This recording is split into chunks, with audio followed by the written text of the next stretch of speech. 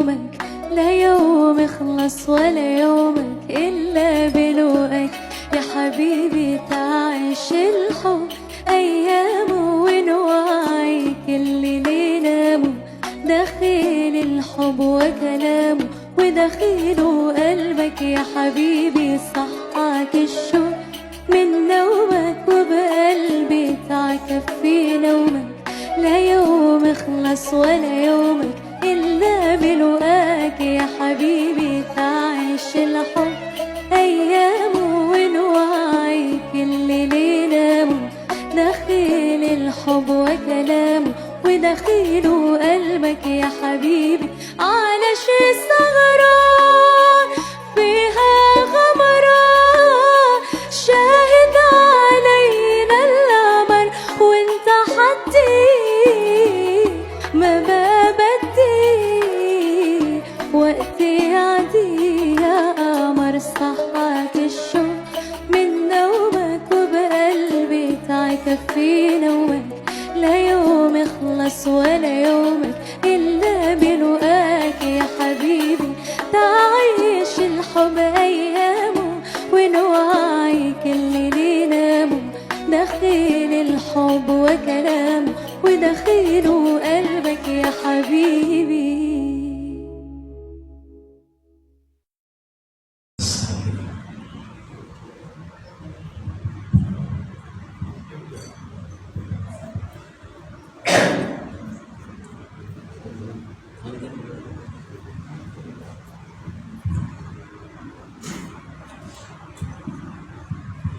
Bismillahirrahmanirrahim. Assalamualaikum warahmatullahi wabarakatuh. Alhamdulillahi hamdaka wa syukran wa ni'matik. Asyhadu an la ilaha illallah wa asyhadu anna Muhammadan abduhu wa rasuluhu. Sallallahu alaihi wa sayyidina wa habibina syarrul Muhammad wa ala alihi wa sahbihi ولا تعالى ببداية ذلك وعبد الشيطان بسم الله الرحمن الرحيم وأكل أياما وصالحا عبادكم وأيمانكم ليكونوا فقراء من الله ومن بعد الله أجمعين وقال رسول الله صلى الله عليه وسلم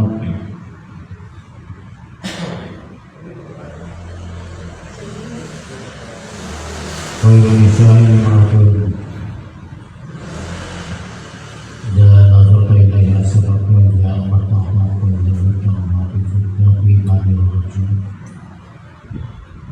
Teman-teman yang kami hormati, Kepala Bapak, teman-teman yang sekasar dan jajarannya, juga yang kami hormati para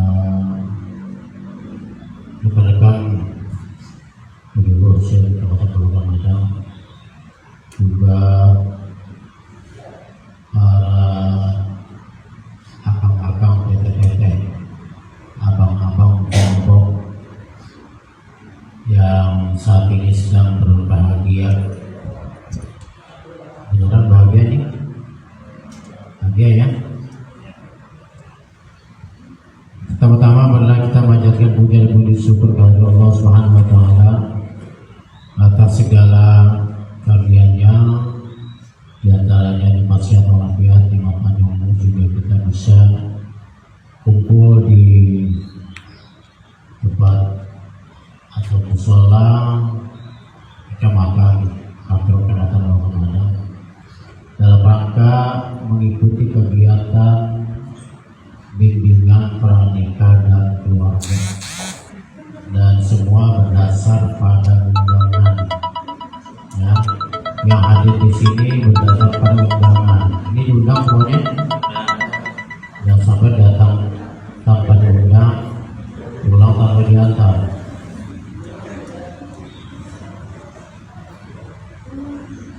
Mengucapkan syukur kepada Allah Subhanahu wa taala bahwa kita diberikan nikmat sehat walafiat, nikmat panjang umur, bagi anugerah Allah yang patut kita syukuri. Ya. Anugerah Allah yang patut kita syukuri, di antara tanda orang bersyukur itu adalah menggunakan nikmat tersebut di jalan yang Allah ridhoi. Mudah-mudahan kehadirannya di sini dengan niatan proses menuju pernikahan, di mana nikah dikatakan adalah sebagai ibadah dan juga dikatakan nikmat ibadah. Ini ibadah yang paling nikmat adalah nikah. Mudah-mudahan Allah Subhanahu wa taala menjadikan langkah kita mendapatkan ridha dari Allah Subhanahu wa taala. Karena ini adalah merupakan perintah Allah dan Rasulullah. Udah mah ibadah enak. Ya. Nikah itu nikmat. Tapi tetap kedepannya akan ada konsekuensi atau tanggung jawab. Jangan cuma mau enaknya doang. Terutama pihak laki-laki jangan cuma mau enak doang. Dan juga perempuan jangan mau enaknya doang. Ya, harus siap sehidup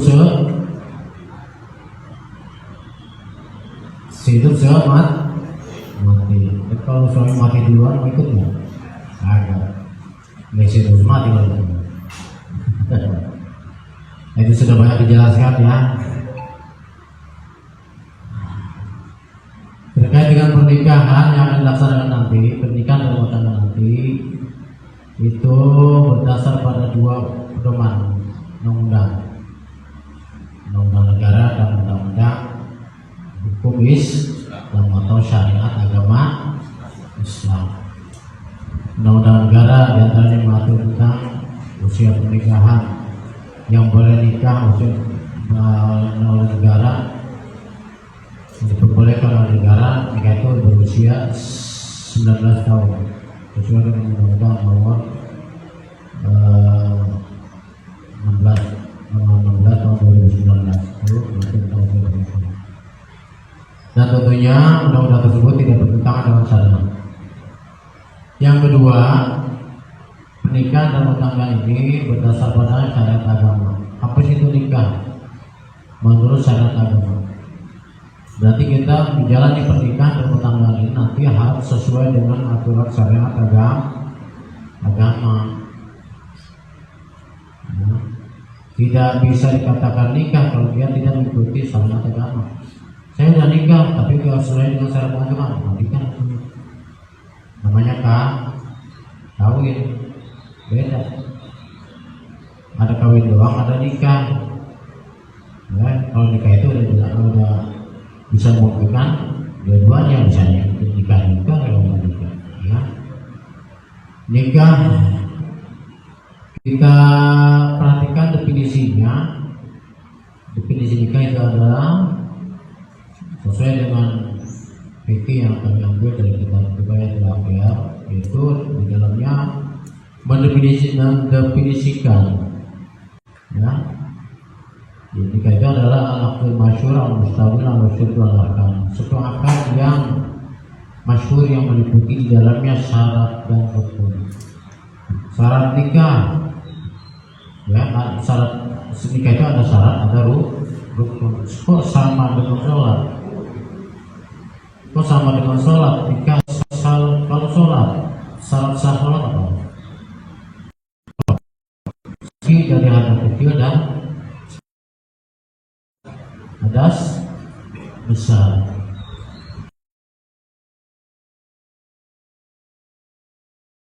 Ya, suci dari hadas kecil dan hadas besar. Hadas kecil mensucikannya dengan cara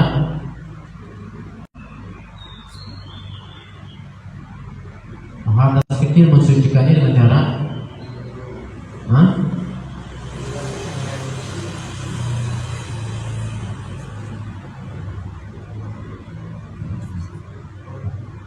ada yang tahu? Hadas kecil mensucikannya dengan cara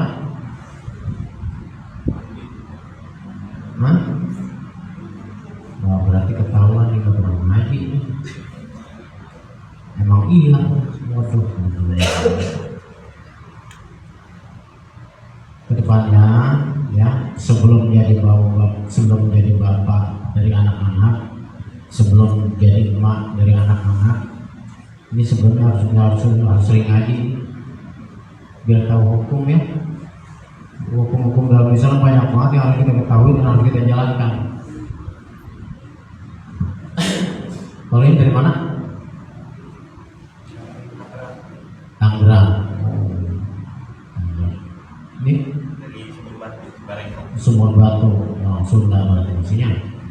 Tangerang itu sebenarnya campur.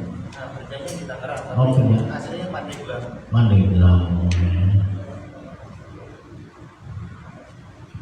Ya, kembali lagi. Jadi salah salat itu di antara adalah suci dari rasa kecil pada besar, suci dari rasa kecil pada besar. Rasa kecil mensucikannya dengan cara berwudu. Ini suka wudu nggak ini? Kalau wudunya nggak beres, berarti sholatnya juga nggak beres. Wayangnya sekarang mah. Dulu kita pernah ngaji lagi kecil, mungkin kita ajarin lagi guru kita yang pernah ngajarin kita. Mungkin kita lupa atau kitanya lalai, banyak bolosnya, banyak alpanya, wayangnya kan. Karena kedepannya kita akan menjadi orang tua, melakukan pernikahan dan rumah tangga, tentunya menginginkan atau punya cita-cita ingin menjadi keluarga yang sakinah mawaddah warahmah, punya anak soleh soleh. Sebelum kita mensolehkan keturunan kita dengan ibadah, bagaimana kita bisa ibadah? Dia aja nggak tahu, ngaji aja nggak pernah. Bagaimana kita bisa ibadah? Bagaimana bisa tahu cara ibadahnya? Ngaji aja nggak pernah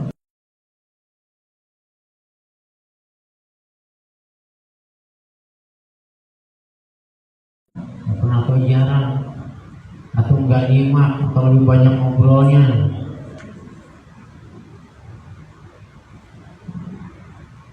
Ketika kita punya anak soleha, tentunya itu akan menjadi dambaan buat keluarga, buat dirinya, ya, dambaan untuk dirinya, untuk keluarga, masyarakat, bangsa dan negara.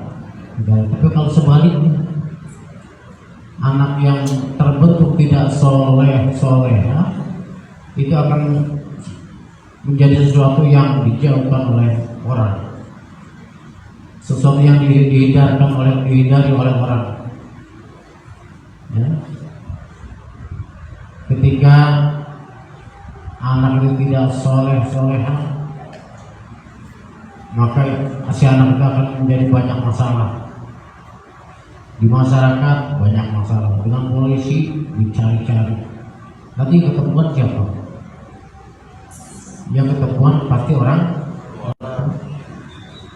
Kita harus berpikir lebih jauh ya terkait dengan itu. Harus berpikir lebih jauh terkait dengan itu. Bentuk diri kita dulu. Bentuk diri kita dengan cara kita memperbanyak ilmu agama, mengetahui hukum agama. Wayangnya ngaji di Majlis Taklim bapak-bapak, karena wayangnya ikut gabung. Jangan gengsi gabung dengan aki-aki, ya. Jangan merasa saya masih muda, masa gabung sama aki-aki ngaji. Jangan begitu. Sekarang yang penting kita dapat ilmu, duduk dengarkan apa yang disampaikan oleh para ustaz, ya. Begitu juga perempuan, wayangnya, ya, kedepannya harus mengetahui hukum agama supaya kita nggak salah langkah dalam menjalani kehidupan dunia ini sesuai dengan aturan syariat agama Allah. Nggak salah langkah, jadi tahu hukum mana yang harus dijalankan, mana yang tidak boleh dijalankan, ya. Kemudian kembali lagi masalah rukun nikah, syarat nikah. Jadi nikah itu ada syarat, ada rukun. syarat nikah satu harus dalam keadaan beragama Islam. Apakah cukup Islamnya tercatat di KTP saja, kemudian jadi dia menggunakan Islam dan menjadi sah nikahnya? Apa cukup begitu? Itu tidak akan sesempurna orang yang yang Islamnya betul-betul menjalankan ajaran Islam. Jangan mengorbankan diri kita menikah untuk selamanya, tapi proses pernikahannya tidak begitu diusahakan untuk menjadi sempurna. Sempurnakan oleh diri kita dengan mentaati Allah, terutama dalam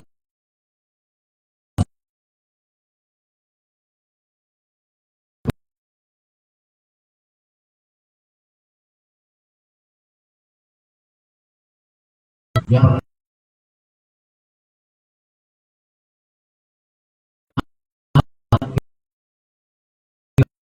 mengabaikan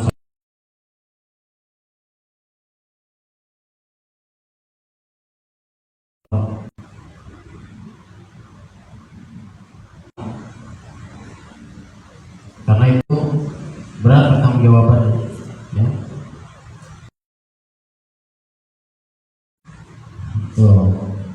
Kemudian ketika bacaan sholatnya, gerakan-gerakan sholatnya yang belum, saya sarankan ngaji lagi, ya, ngaji lagi di lingkungan rumah, ngaji atau kita manggil guru. Setelah cara gimana, jadi kita dapat ilmu untuk bisa menjalani agama.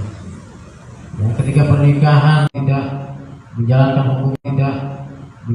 hukum Islam, maka kesempurnaan pernikahannya juga sangat diragukan. Ketika pernikahannya tidak sah, maka dalam hubungan suami istri. Kemudian yang kedua, syarat yang kedua diantaranya di antara nikah yang balik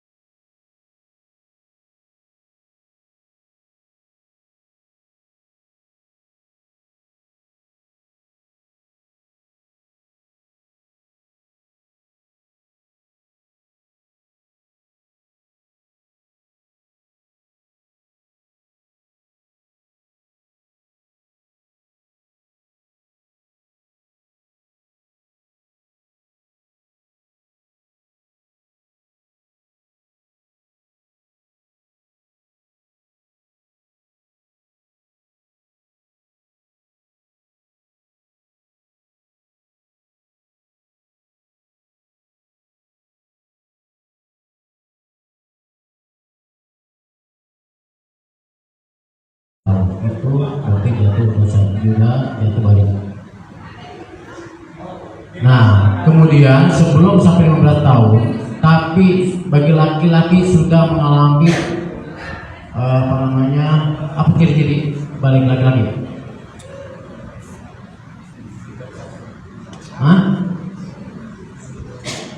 Ciri balik laki-laki mimpi basah, ya. Udah pernah mimpi basah? Oh, belum, berarti belum balik. Artinya keluar sperma, ya. Mimpi basah itu menandakan bahwa si laki-laki itu sudah jatuh akil balik. Ketika sudah keluar tanda-tanda itu, berarti orang tersebut sudah menjadi orang yang mukallaf. Apa itu mukallaf? Orang mukallaf itu adalah orang yang sudah wajib melaksanakan hukum-hukum Allah. Ya, orang yang sudah wajib melaksanakan hukum-hukum Allah. Apa hukum Allah? Itu mah pelaksanaannya. Hukum Allah itu adalah wajib, ya, haram, makruh, gitu ya. Hukum Allah.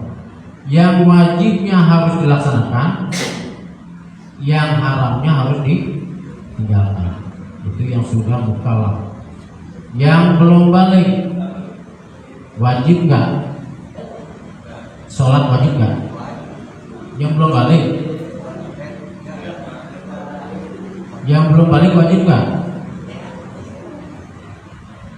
Yang belum balik wajib nggak sholat? Wajib. Kan tadi saya bilang, yang belum balik itu adalah orang yang belum mengalami tadi, belum sampai 15 tahun, lalu dia belum mengalami bebas. Berarti dia belum jatuh ke dalam golongan orang yang mukallaf, orang yang wajib melaksanakan hukum Allah. Begitu kalau ngaji gitu tuh. Kalau ngaji di majelis taklim seperti itu, kalau bicara terkait dengan hukum, ya kayak gitu. Kalau kita nyimak, kalau kita tidur, kalau kita tidur, atau kita ngobrol, ya. Ketika nanti kita punya anak, supaya kenapa kita harus tahu itu? Kedepannya kita nanti kan akan punya anak. Anak itu kita harus kita didik. Kapan kita menganjurkan, kapan kita harus menegaskan sikap kita terhadap anak-anak dari orang tuanya, kita sebagai orang tua nanti. Kapan kita menganjurkan, mengajak, menganjurkan, menegaskan. Itu dalam hukum seperti itu. Kalau anak belum balik, sifatnya kita ngajak. Kalau ngajak kita, dia mau melaksanakan atau tidak menjadi masalah yang dipaksakan. Tapi kalau sudah balik, itu harus kita tegaskan. Karena wajib hukumnya. Wajib ketika anak nggak melaksanakan sholat, berarti orang tuanya juga kebawa dosa. Ya, itu namanya mukallaf, ya. Ketika anak belum balik, ya, mukallaf tadi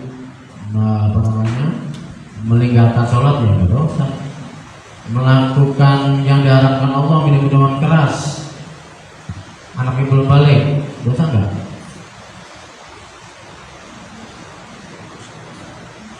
Anak yang belum balik dosa enggak? Minum minuman keras, dosa. Hah? Tadi kembali lagi ke masalah orang yang mukallaf, ya.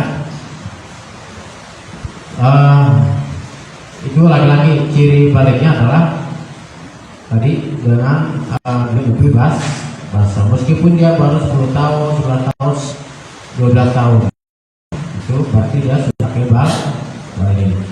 Kewajiban bagi yang sudah balik berapa tahun kita? Berapa tahun? Ini ya. Berapa tahun? Ini ya. 26. Udah balik belum kira-kira?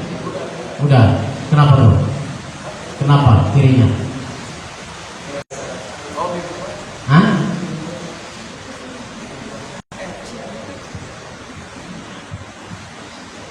Ya. Kemudian bagi laki-laki yang sudah masuk, orang yang mukallaf, orang yang masuk akil balik, wajib melaksanakan hukum Allah. Tadi diantaranya adalah menutup aurat. Aurat laki-laki batasannya